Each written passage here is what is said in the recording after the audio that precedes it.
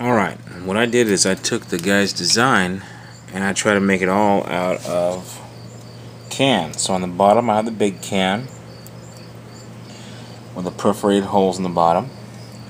Inside that I have a small ravioli can with holes in it as well. And that's the original design, just the two cans, one in the other. And then I needed a cooking platform on top, which is pretty hard to see, but I needed this cooking platform.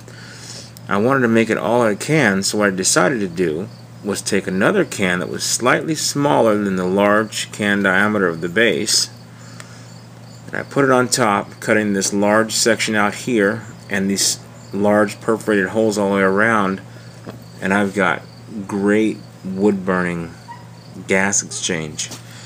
So this rim here I'm going to use as a cooking platform. And it's pretty amazing because I didn't think it was going to bellow flames this high. This is actually somehow sucking in more air, I know because of the holes, but it's making even a much hotter flame in such a condensed area. And you can see in there all those holes in that bottom can mixed in are making these awesome looking flames, almost like a flame paint job.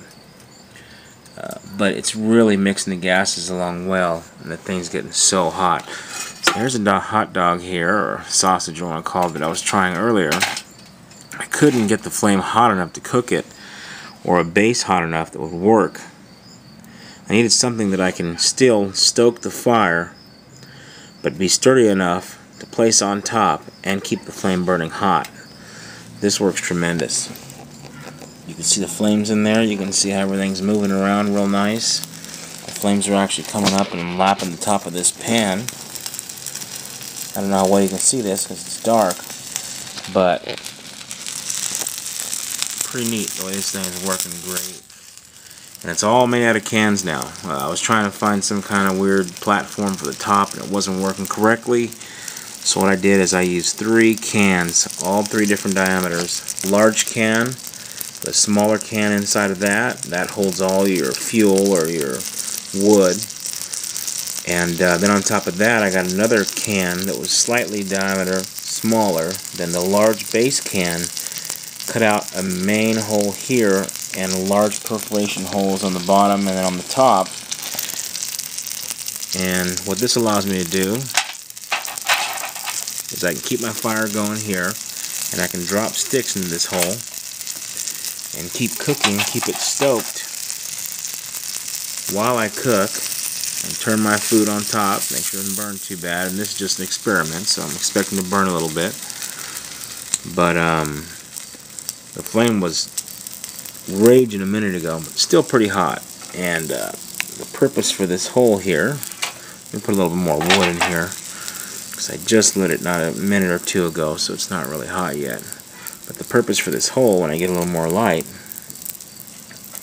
is so that I can add more wood to the fire.